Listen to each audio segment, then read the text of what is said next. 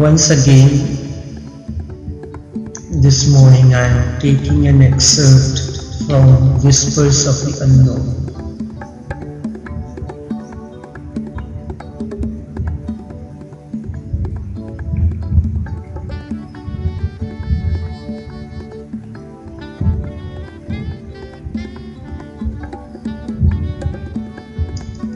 Be spiritually rebellious.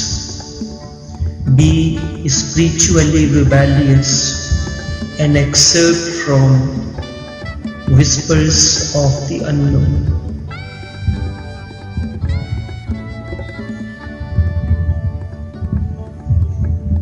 It was in 2005 when a series of programs was to begin on radio here in Trinidad. When the station manager asked me, what is the name of the program that I want to host? I told him Whispers of the Unknown. With his open mouth, he gazed at me and murmured the word Whispers of the Unknown, as if trying to think, what does this topic mean? Whispers of the Unknown. And now I have decided to use this caption as the title of the upcoming book,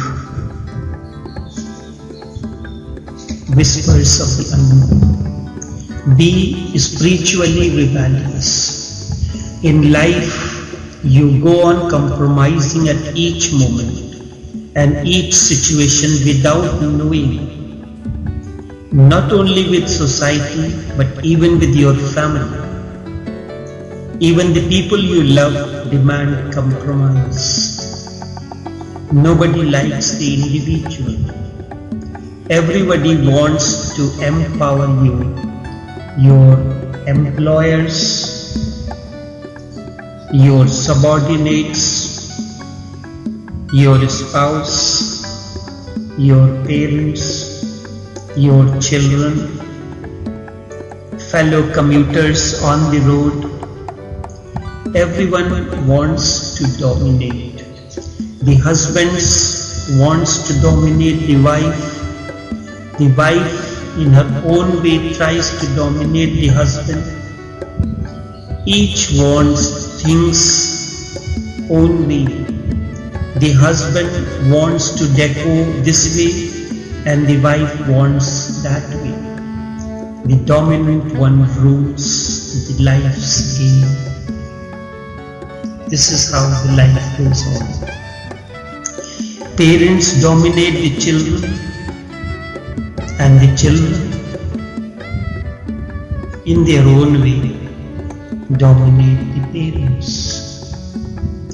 There is a constant struggle going on in numerous ways.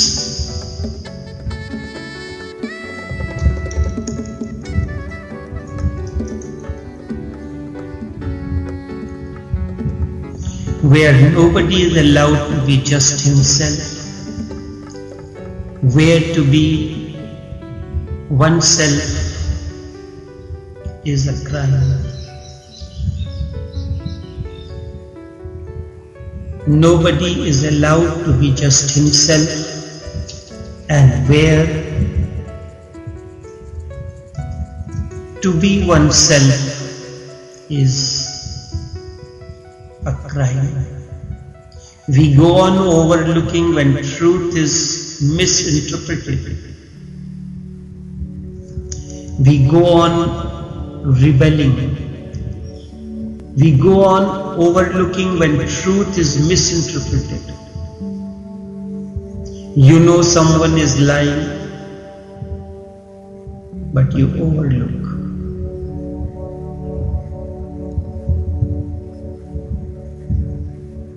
Spirituality entails be rebellious when truth is misinterpreted, I teach spiritual rebelliousness. I teach spiritual rebelliousness. It requires tremendous courage to revolt against the false and reassert and represent truth.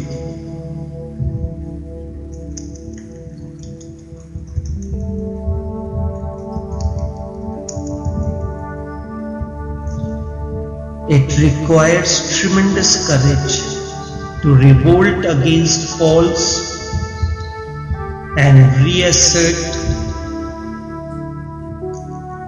and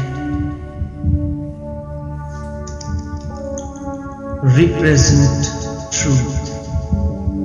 But to accept the challenge and to remain yourself in spite of all odds is a great joy and benediction. I repeat it so that you can make it a point to remember it always. Allow it to be like a backdrop at the back of your mind. But to accept the challenge and to remain yourself in spite of all odds is a great joy and benediction. To keep your individuality intact, undamaged, in a society where everybody is trying to dominate, you need rebellion. Indeed, you need rebellion. I do not think it is good to escape from such a society. In the Himalayas, in the forests, you may think you are yourself, but that is a false notion. Because there is no context in which you can be put to test. You are sitting like a Robinson Crusoe in his grave, in his own cave. There is no challenge for you. There is no context in which you can put it to test. The society creates a situation for test every moment. When you reach home, every moment you are interacting with the family, friends, society, there is a challenge. And here, when the challenge is in front of you, to be just yourself, not out of arrogance, not out of your egoistic feeling, is the way of spirituality. When you are interacting in the world of objects and beings, in the world of conflict and duality, while dealing with the family, friends, society, and all that is around you, to be just yourself, not out of arrogance, not out of your egoistic feeling, is indeed the way of spirituality. This is what I teach you each finite moment.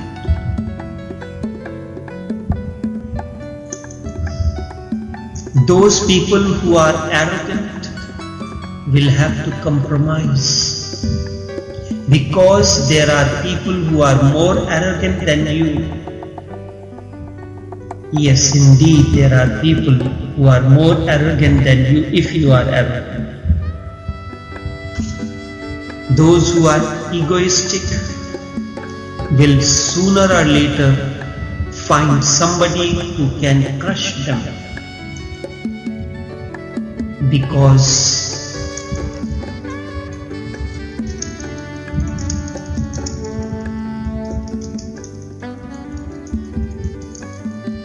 he is more egoistic than you.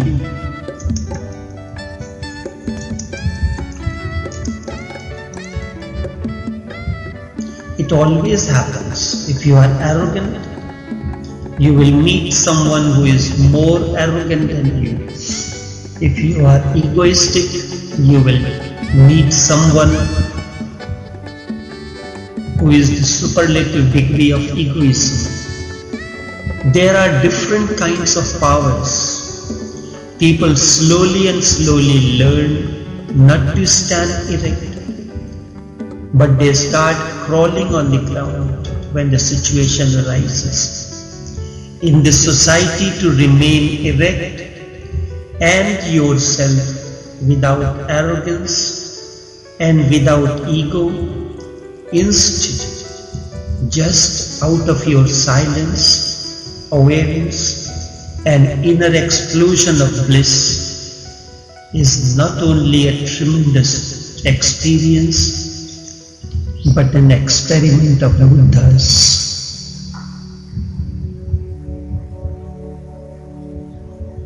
I repeat this once again, so that these words echo in your mind whenever situations arise. There are different kinds of powers. People slowly and slowly learn not to stand erect, but they start crawling on the ground. In a society, to remain erect and yourself without arrogance and without ego, instead just out of your silence, awareness, and inner explosion of bliss is not only a tremendous experience, but an experiment of Buddhas. An experiment of Buddhas. I have lived life the way I wanted. It was difficult, but it was immensely rewarding.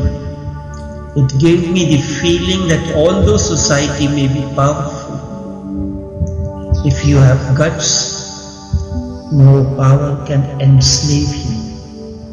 This is not arrogance, this is not egoism.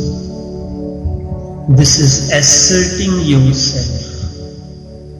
They can kill you and even destroy you, but they cannot enslave you. And to be destroyed is not dignified. To be killed is not against your individuality or against your dignity or against your pride. The society can crucify a Jesus or kill an Al-Halaj Mansoor or a Socrates or a Bhagat Singh, but certainly not their being.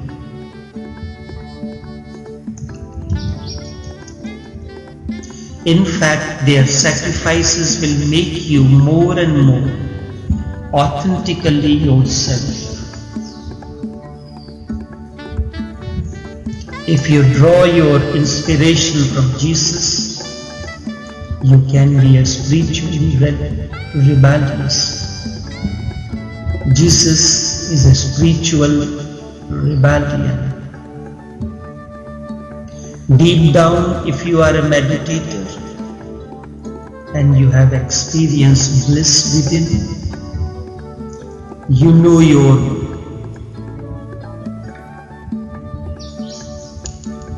body can be taken away, and anyways the body will be taken away one day, but your being, certainly your being cannot be touched. Your immortality is sure. Your immortality is unquestionable.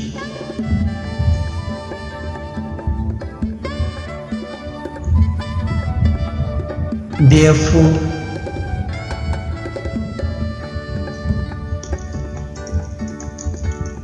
I am adding to rebelliousness a new phenomenon, a new dimension.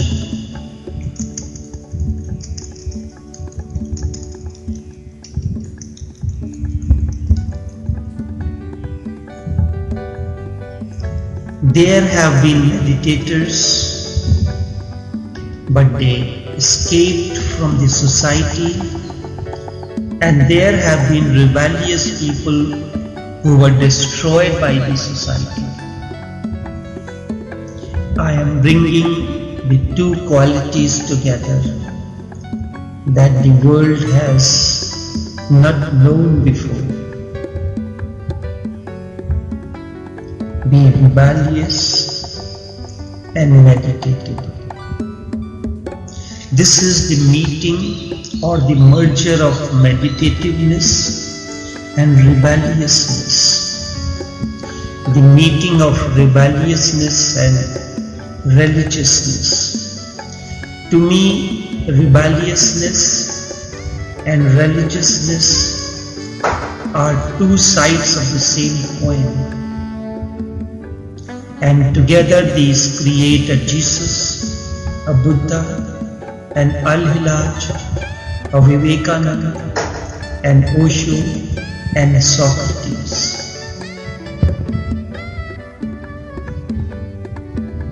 These are your contemporaries if you are spiritually rebellious. You are living your life not as a rebellion. You are part of the society. You have a right to assert your ways, not imposing on others.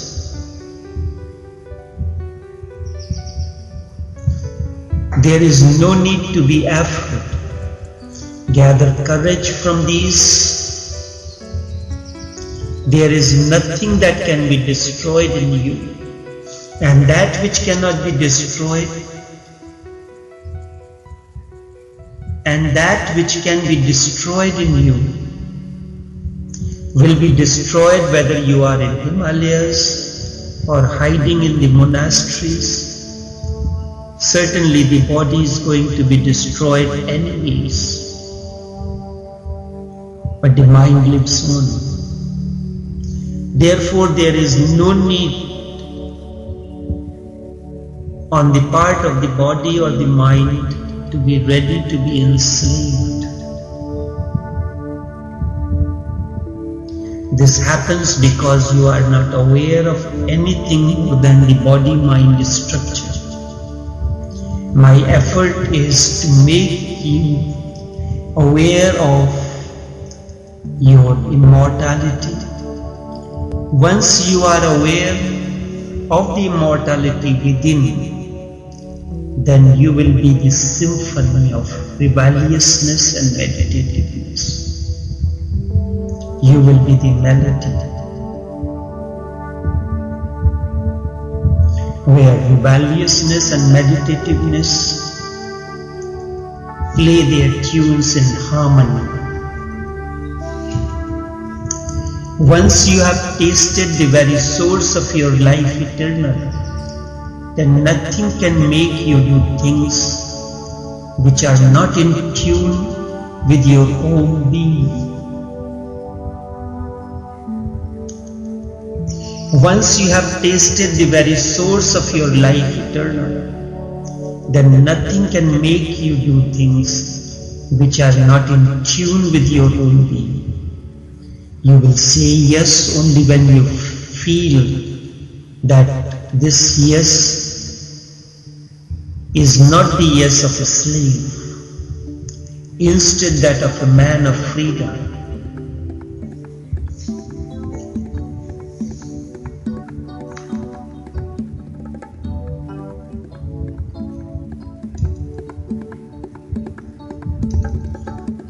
You will say yes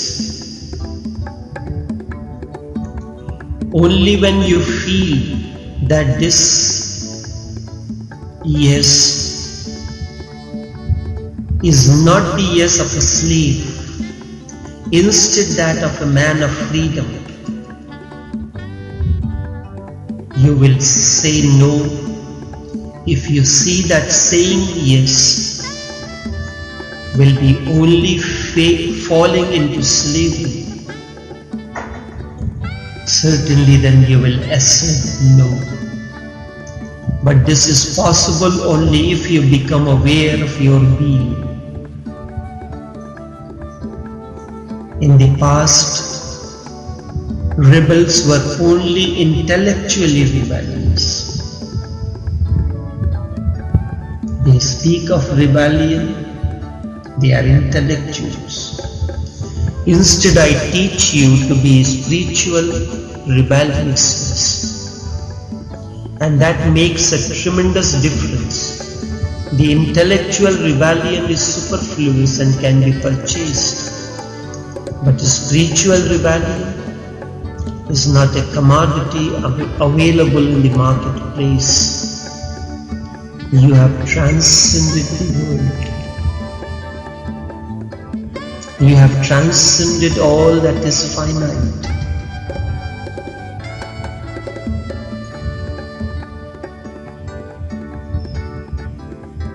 Spiritual rebellion is not a commodity available in the market. You have transcended the world. This is the rebellion of Jesus and of Al-Hilaj Mansoor, and the rebellion of Buddha. Be in the world, but never let the world be within you. The world, its dualities, its conflicts, its miseries, never let these be part of you. There is no need to escape the world. Instead of escaping, transcend the world. Be beyond duality, be beyond conflict, be beyond misery. There is no need to escape the world. Instead of escaping, transcend the world. Living in the world, go through all the fire, because you know nothing can destroy me. This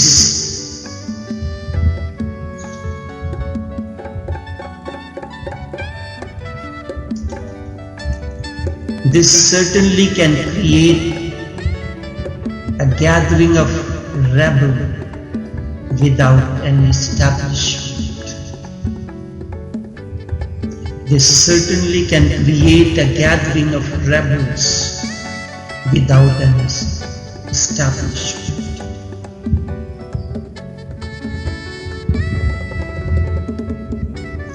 And if any functional kind of mechanism is needed, that is not a problem.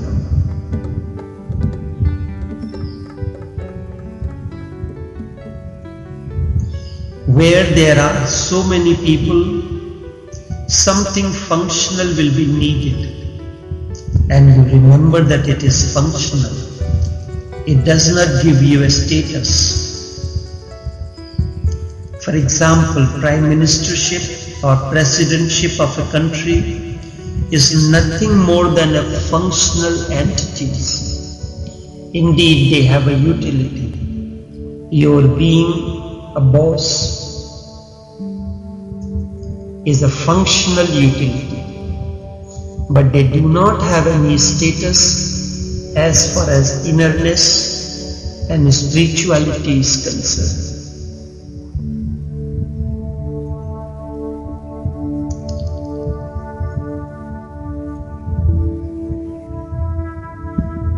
Real status comes only from your realization of your innerness, not by sitting on a golden throne of prime ministership or presidentship or an officer in the office. If people bow to you, remember they are bowing to the throne, not to you.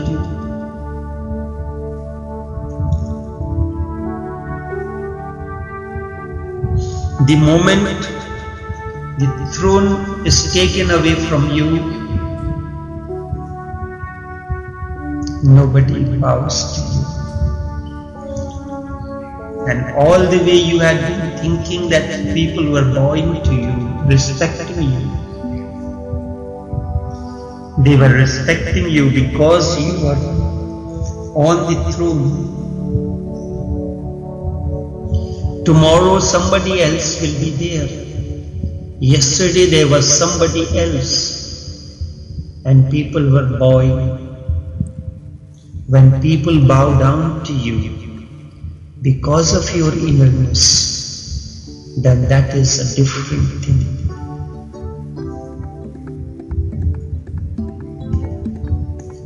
When people bow down to you because of your innerness,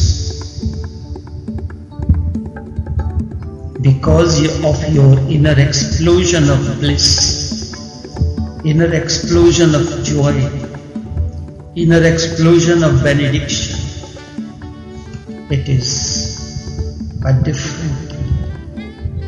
I call this spiritual rebelliousness. Indeed,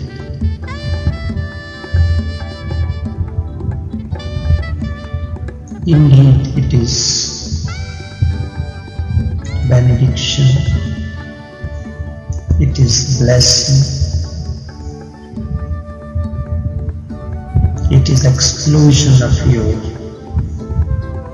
innerness, your joy. Cherish it, each finite moment as it unravels, itself.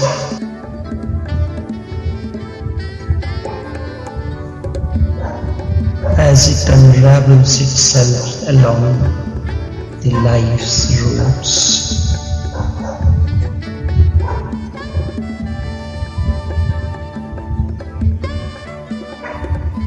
Truth alone triumphs. Truth alone triumphs. Let this be your insignia. Truth, not facts, I am speaking of. Truth that is eternal. Truth that is uncreated. Truth that was in the beginning. Truth that is now. And truth that will be at the end.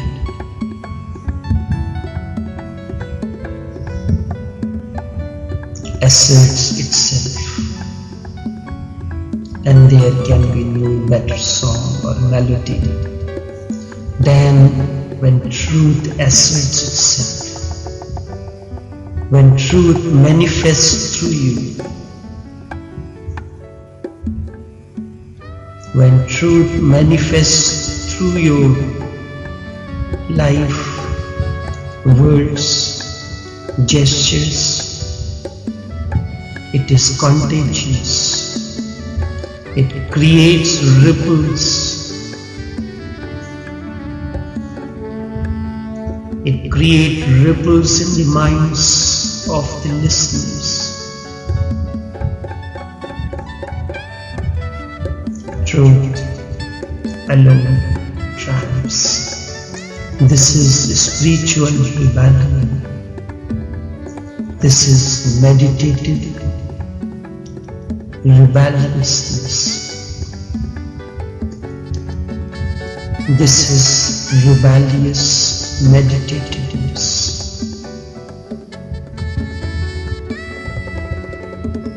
Be it, live it, and cherish it.